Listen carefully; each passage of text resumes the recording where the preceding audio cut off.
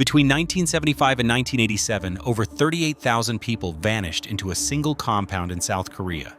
Not prisoners, not criminals, just gone. Children, beggars, street performers, even students walking home, snatched off the streets with police escort and thrown behind electric fences.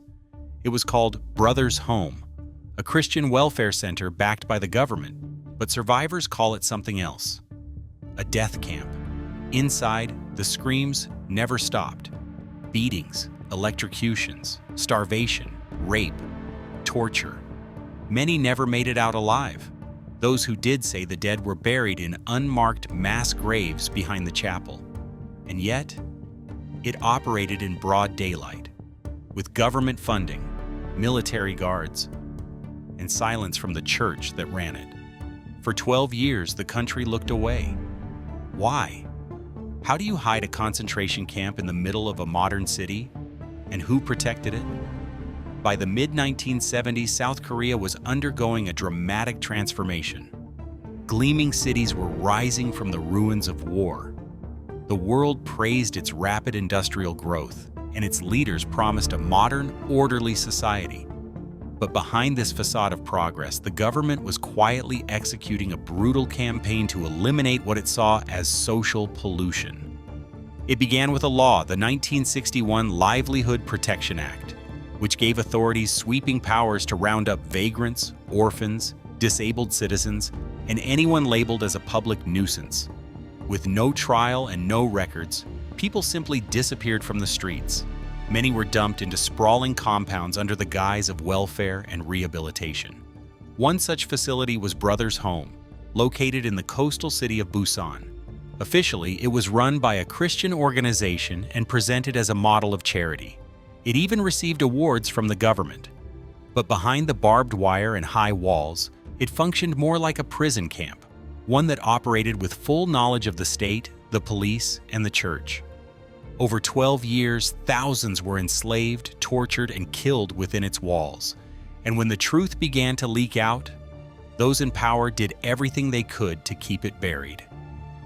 In this video, we're uncovering the hidden machinery of how a concentration camp operated legally under a democratic flag and why it was protected for so long. It started with whispers in the alleys of Busan. A child who didn't come home from school. A man was dragged off by police for loitering. A mother searching the train station for her son, only to be told there was no record of an arrest. Between 1975 and 1987, over 38,000 people were collected from streets, parks, and slums. They were taken in broad daylight, not by criminals, but by uniformed officers acting under government orders. Their destination? Brothers' Home, a sprawling walled compound disguised as a charity. To the public, it was a Christian welfare center, but inside it was a factory of human suffering. The facility sat on the edge of Busan, part prison, part labor camp. Guard towers overlooked barbed wire fences. Inside, detainees were split into units based on age, sex, and usefulness. Children were separated from their parents. Disabled people were dumped into overcrowded cells. Able-bodied men were assigned to grueling labor lines, construction sites, brick factories, and agricultural fields. Many worked up to 18 hours a day, unpaid. Refusal meant beatings, sometimes with iron pipes, sometimes with electric cattle prods. They were told, "You are here because you are trash. You have no rights. You are lucky to be alive." The facility's director, Park In-kyun, was a former military officer and a devout Christian, at least in public. He claimed the center's mission was rooted in discipline and redemption. In reality, Park ran Brothers' Home like a private fiefdom, combining military rule with religious manipulation. Inmates were forced to attend daily church services. Those who refused to sing hymns were beaten. Survivors recalled being electrocuted in underground rooms, stripped naked, and urinated on by guards. Some were forced to watch others be tortured, to break their spirit. Women and girls reported systematic rape by guards and staff. Complaints were ignored.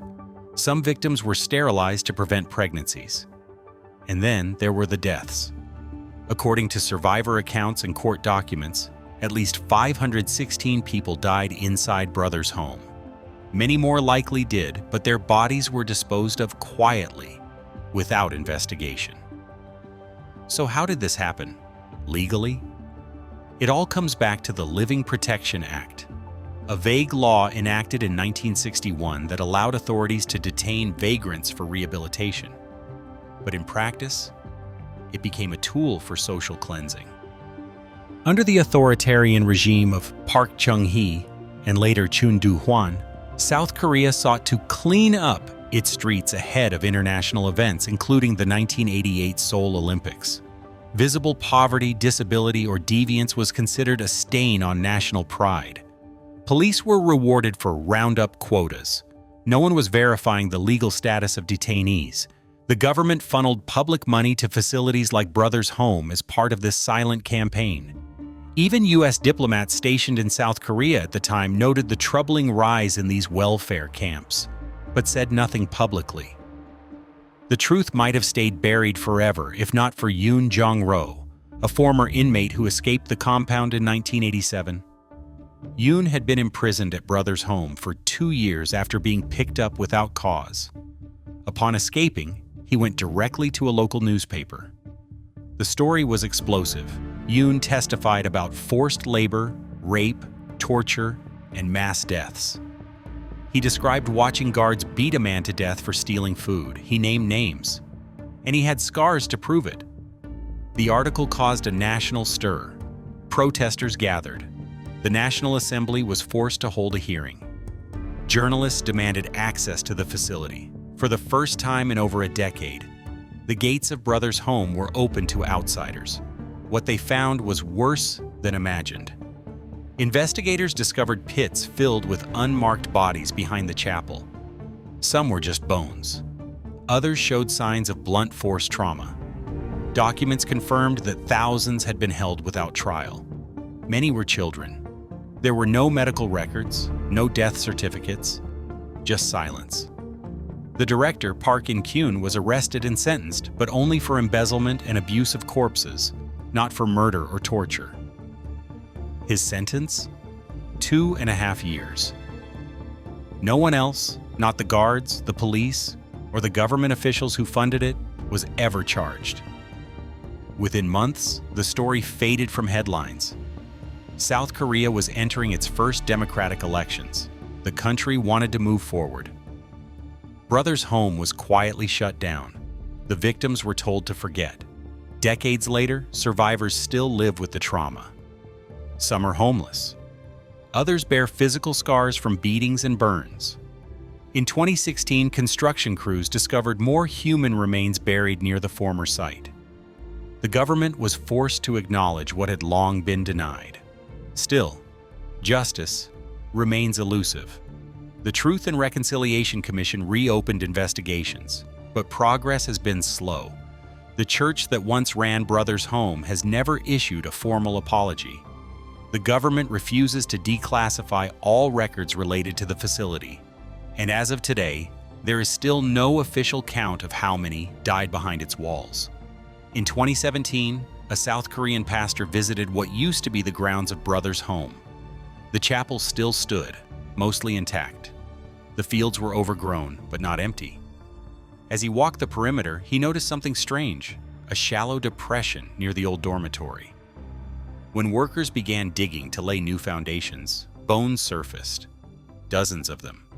Mixed with children's clothing, a small shoe, a rusted pair of glasses. The government ordered a temporary halt, then quietly resumed construction. To this day, that land has never been fully excavated. What are they afraid of finding? According to whistleblower documents obtained by human rights lawyers, Brothers' Home may have served a dual purpose. Some detainees were reportedly transferred to other unnamed facilities, possibly for experimentation or covert operations during the military regime. These documents remain heavily redacted, and the government refuses to release more. In one handwritten note, a facility staff member refers to a Group 28 being taken to Site K. No address, No return logs. These people were never heard from again. Were they executed, trafficked, used for chemical experiments? We don't know, and perhaps we're not supposed to. The truth about Brothers Home is not just about one camp, one director, or one dark chapter. It's about a system that allowed and protected it all.